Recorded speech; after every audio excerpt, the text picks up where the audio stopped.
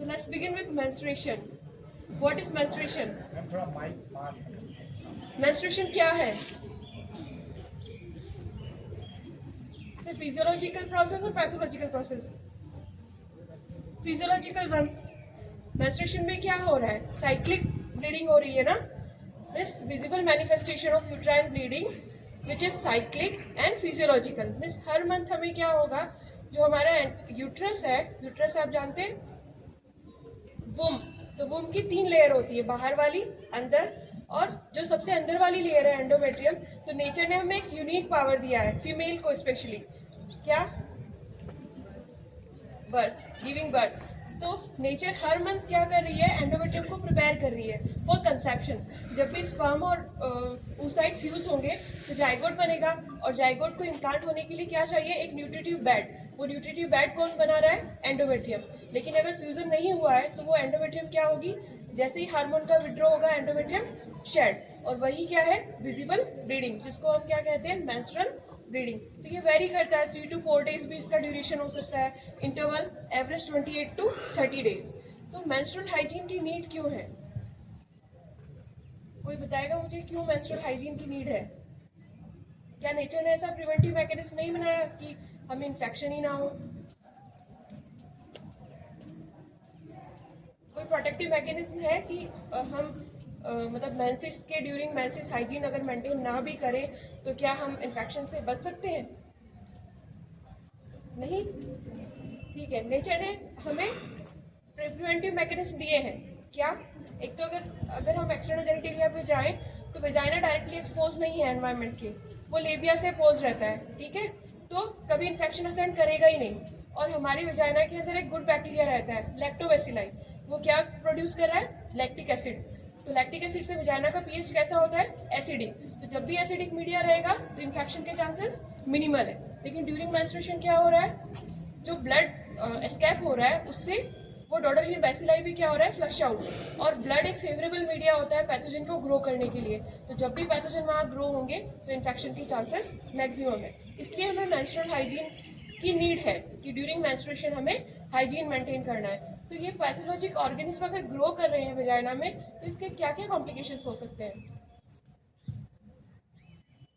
पहले से बैक्टीरिया था लैक्टोबैसिलाई, वो तो अच्छा है, लेकिन अगर दूसरे बैक्टीरिया वहाँ ग्रो कर रहे हैं तो उससे क्या क्या कॉम्प्लिकेशंस हो सकते हैं? वही इन्फेक्शन हमारे लोअर जेनिटल ट्रैक्ट से अपर जेनिटल ट्रैक्ट में असेंड कर सकता है. वो एंडोमेट्रियम को क्या कर सकता है? एंडोमेट्रियम को इन्फेक्टिव कर सकता है. फैलोपियन ट्यूब जो यूट्रस से अटैच होती है, फैलोपियन ट्यूब, उसको भी इन्फेक्ट कर सकता है. ओवरी और इवन फैलोपियन ट्यूब के थ्रू वो इन्फेक्शन आपके एब्डोमिनल कैविटी में भी जा सकता है. तो ये आजकल देखा होगा कि ओपीडी में इनफर्टिलिटी के पेशेंट खूब आते हैं. इनफर्टिलिटी मीन्स बंध्यत्व, इनएबिलिटी टू कंसीव चाइल्ड. तो इनफर्टिलिटी की क्यों बढ़ रहा है प्रीवेलेंस?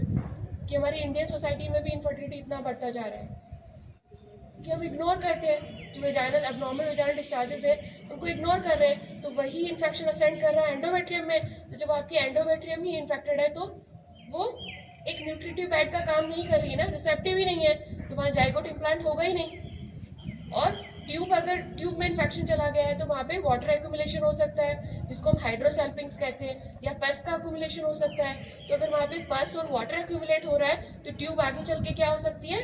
ब्लॉक. तो कहते हैं ना नले बंद है इसलिए बच्चा नहीं हो रहा है, तो क्या है? Tubal blockage. वो भी इसी वजह से हो रहा है. तो इसलिए हमें मेंस्ट्रुअल हाइजीन को मेंटेन रखना है.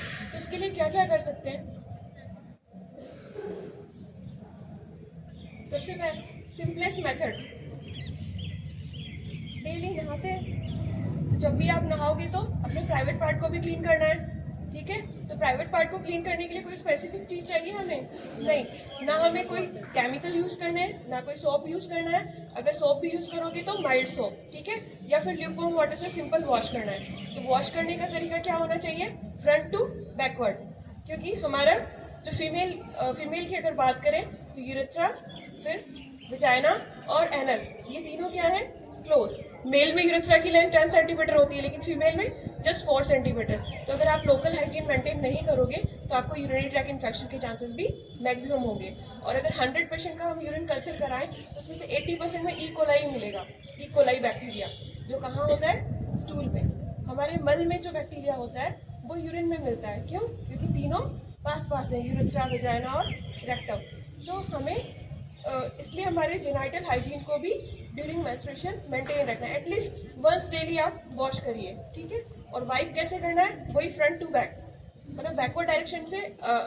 हमें रेक्टम से यूरेथ्रा की तरफ नहीं आना है, यूरेथ्रा से रेक्टम की तरफ क्लीन करना है और अपने प्राइवेट पार्ट को वेट नहीं रखना है, ड्राई रखना है। तो मेंस्ट्रुअल हाइजीन के लिए मेंस्ट्रुअल हाइजीन प्रोडक्ट्स क्या क्या यूज़ करते हैं हम, जिसको हम मेंस्ट्रुअल मतलब मेंस्ट्रुअल ब्लड को सॉक करने के लिए हम क्या क्या मेथड्स यूज़ करते हैं? सैनिटरी पैड, डिस्पोजेबल या रीयूजेबल, या मेंस्ट्रुअल क्लॉथ यूज़ करते हैं, या फिर मेंस्ट्रुअल कप, मेंस्ट्रुअल टैम्पोन, और अभी तो मेंस्ट्रुअल पैंटीज भी अवेलेबल है मार्केट में। तो मेंस्ट्रुअल क्लॉथ, तो ये सबसे ओल्डेस्ट मेथड है मेंस्ट्रुअल क्लॉथ। तो मेंस्ट्रुअल क्लॉथ, लेकिन अगर हम सुन के लग रहा है ना कि क्लॉथ कौन यूज़ करता है, लेकिन अभी एक सर्वे आया 2019-2020 में कि 50% ऑफ इंडियन वुमेन अभी भी क्या यूज़ कर रही हैं? Menstrual cloth. तो मेंस्ट्रुअल क्लॉथ के क्या क्या ड्रॉबैक्स हैं? अगर हमने उसको अच्छे से क्लीन नहीं किया है, डर्टी है, तो उससे क्या हो सकते हैं? Abnormal vaginal discharges, irritation, skin irritation हो सकता है। तो जब भी आप क्लॉथ यूज़ करेंगे 100% क्या होना चाहिए? कॉटन।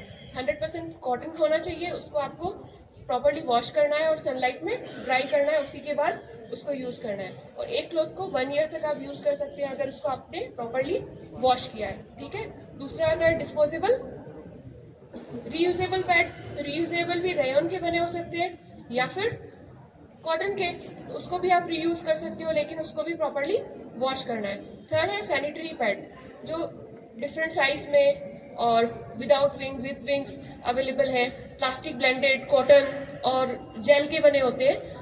तो ये सैनिटरी पैड इजीली मार्केट में अवेलेबल है, लेकिन इसका ड्यूरेशन कितना होना चाहिए कि हमें कब चेंज करना है पैड? एटलीस्ट 6, मैक्सिमम 8 आवर्स हमें पैड को चेंज करना है। और वो फ्लो पे डिपेंड करेगा। किसी को हैवी मेंस्ट्रुअल ब्लीडिंग है तो जैसे ही फुली सॉफ्ट हुआ हम उसको डिस्कार्ड करना है, ठीक है।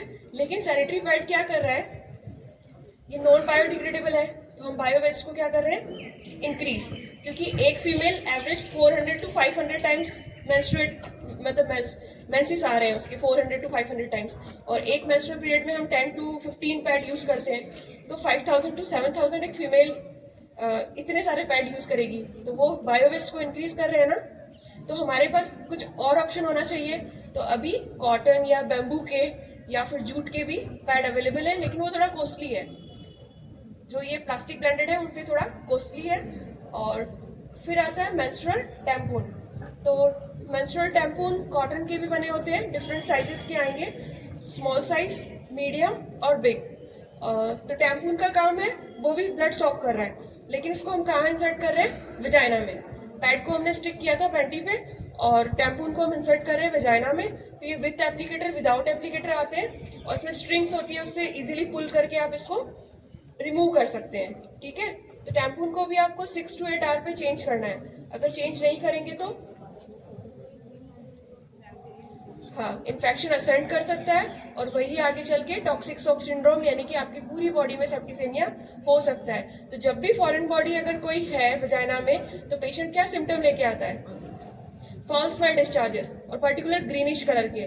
नॉर्मल डिलीवरी के बाद भी जब ज़्यादा ब्लीडिंग होती है तो हम वजाइना पैक कर देते हैं टैम्पून से, बिग टैम्पून। वो टैम्पून डिफरेंट होते हैं, वो हॉस्पिटल में हम बनाते हैं। तो अगर पैक कर दिया और पेशेंट को डिस्चार्ज कर दिया, तो वो 3 to 5 डेज के बाद आके क्या कहेगी कि मुझे फाउल स्मेल डिस्चार्जेस हो रहे हैं। तो जब भी एग्जामिन करोगे तो क्या निकलेगा? Forgotten tampon. तो टैम्पून को मिस नहीं करना है, ठीक है, रिमूव करना है टाइमली। फिर आता है मेंस्ट्रुअल कप। तो मेंस्ट्रुअल कप के क्या ड्रॉबैक हैं और क्या फायदे? तो आप इसको 10 ईयर तक यूज कर सकते हो, और ये बायोवेस्ट को भी इंक्रीज नहीं कर रहा है। और ये भी स्मॉल, मीडियम और लार्ज साइज में। स्मॉल किसके लिए? फॉर वर्जिन, अनमैरिड या जो सेक्सुअली एक्टिव नहीं है उनके लिए स्मॉलर साइज। मीडियम फॉर जो सेक्सुअली एक्टिव है और लेकिन उन्होंने कभी नॉर्मल वेजाइनल डिलीवरी उनकी नहीं हुई है। और बिगर वन किसके लिए? जिसका नेचुरल बर्थ हुआ है, ठीक है, नेचुरल डिलीवरी हुई है, उसके लिए बिग साइज के टैम्पून अवेलेबल है। लेकिन जब भी मेंस्ट्रुअल कप यूज करते हैं तो उसको स्टेराइल करना है। कैसे स्टेराइज करोगे? जस्ट वाटर में बॉईल करिए और उसको यूज। और यूज करने के लिए जब भी इंसर्ट करना है तो उसकी फोल्ड टेक्निक होती है, C fold, 7 fold, S fold. तो फोल्ड करके हम जैसे ही वजाना में इंसर्ट करेंगे और फिंगर्स को जब रिमूव करोगे तो वो ऑटोमेटिकली ओपन हो जाएगा, ठीक है। तो मेंस्ट्रुअल कप का काम है जस्ट ब्लड को कलेक्ट करना, सॉक नहीं करना, कलेक्ट। तो इसको भी आपको 6 to 8 आवर में ड्रेन करना है टॉयलेट में। जैसे 6 आवर हो गए तो ड्रेन करोगे, वॉश करके फिर से इसको यूज कर सकते हो मेंस्ट्रुअल कप। तो ये सारे हमारे मेंस्ट्रुअल हाइजीन मटेरियल है। और जो पैंटी है, मेंस्ट्रुअल पैंटीज, वो भी अवेलेबल है। आफ्टर डिलीवरी भी ब्लीडिंग होती है जिसको हम लोकल डिस्चार्जेस कहते हैं 40 to 45 डेज तक। तो उसमें टैम्पून और मेंस्ट्रुअल कप यूजफुल नहीं है, उसके लिए मामा पैंटीज आती हैं या बिगर साइज के पैड आते हैं, तो वो यूज़ कर सकते हैं क्योंकि 40 डेज तक ब्लीडिंग होनी है और उसका अमाउंट भी क्या होता है, ज़्यादा, ठीक है। और अगर किसी को इंटरमेंस्ट्रुअल ब्लीडिंग होती है तो स्मॉलर पैड आते हैं, पैंटी लाइनर्स, वो यूज़ कर सकते हैं। तो इसमें बस हमें वही ध्यान रखना है कि 6 to 8 आवर में चेंज करना है।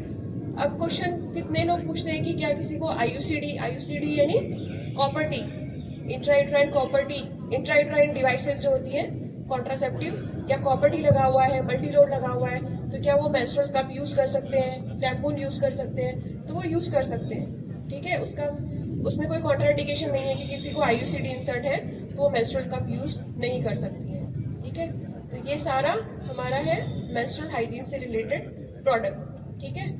तो अब ये तो हो गया मेंस्ट्रुअल हाइजीन। तो मेंस्ट्रुअल हाइजीन क्यों मेंटेन करनी है, अभी बताया था, इसके फर्दर कॉम्प्लिकेशंस ना हो, ठीक है। और ड्यूरिंग मेंस्ट्रुएशन एक मेनोटॉक्सिन रिलीज होता है हमारी एंडोमेट्रियम से ही। Endometrium means inner lining of uterus, तो वहीं से एक मेनोटॉक्सिन सब्सटेंस रिलीज होता है। वो मेंस्ट्रुएटिंग फीमेल के सलाइवा में भी हो सकता है, स्वेट में भी हो सकता है। तो आप अगर डेली बात करोगे तो मेनोटॉक्सिन ऑटोमेटिकली बॉडी से क्या होगा, रिमूव। और इसके साथ साथ हमें डाइट का भी ध्यान रखना है। क्यों? ड्यूरिंग मेंस्ट्रुएशन ऑक्सीडेटिव स्ट्रेस क्या होता है, बढ़ा हुआ, तो हमें एंटीऑक्सीडेंट यूज करने हैं। तो नेचुरल एंटीऑक्सीडेंट क्या है हमारे पास? अभी मोदी जी ने इतना श्रीयन चलाया है ना कि श्रीयन मिलेट्स खाने चाहिए, तो बार्ली, जो अगर ये हम कंज्यूम करते हैं इनमें बहुत ज़्यादा एंटीऑक्सीडेंट होते हैं। और आप मिल्क ले सकते हो, घी ले सकते हो, घी तो नेचुरल एंटीऑक्सीडेंट है। और क्या अवॉइड करना है during menstruation? Junk food, intake of caffeine और कोल्ड ड्रिंक्स। और क्या अवॉइड करोगे? हाँ, ऑयली और स्पाइसेस ज़्यादा नहीं लेना है। और इवन जिसको डिस्मेनोरिया रहता है ना, पेन ड्यूरिंग मेंस्ट्रुएशन, वो अपने 10 days बिफोर मेंसेस अगर जंक फूड छोड़ दे, लो सॉल्ट डाइट ले और कैफीन इंटेक कम कर दे, तब भी उसको पेन क्या होगा, कम, क्योंकि ये मेनोटॉक्सिन इंक्रीज हो रहा है। जैसे जैसे हम जंक फूड ज़्यादा खाएंगे तो ये मेनोटॉक्सिन को इंक्रीज करता है और रिस्पॉन्सिबल है फॉर डिस्मेनोरिया। तो आप 10 days पहले ही क्या करो, ये सारी चीज़ें फॉलो करना स्टार्ट कर दो। तो आयुर्वेद में भी रजस्वला परिचर्या मेंशन है, मीन्स रजस्वला मीन्स मेंस्ट्रुएटिंग वुमन, चर्या मीन्स जो भी रेजिम उसको फॉलो करना है, क्या डाइट लेनी है। तो आयुर्वेद में स्पेशली बोला है फॉर 3 days जौ का सत्तू। 3 days हमें क्या डाइट लेनी है, जौ का सत्तू। ऐसा क्यों? क्योंकि मेंस्ट्रुएशन में केवल ब्लड ही नहीं आ रहा है, उसके साथ साथ हमारे नए साइकिल के लिए ओवा भी क्या हो रहे हैं, रिक्रूट, मतलब उस नेक्स्ट साइकिल के लिए ओवा का सिलेक्शन हो रहा है। तो अगर आप उसमें उन 3 days या 4 days में अच्छी डाइट लेते हो, हेल्दी डाइट, तो जो नेक्स्ट कंसेप्शन के लिए आपका जो एग प्रिपेयर हो रहा है उसकी क्वालिटी क्या होगी, अच्छी, और वो ओवेरियन स्ट्रोमा को क्या करेंगे, स्ट्रॉन्ग। स्पेशली आपको मतलब ड्यूरिंग मेंसेस डाइट को भी फॉलो करना है। It's all about menstrual hygiene. So enjoy your menstruation.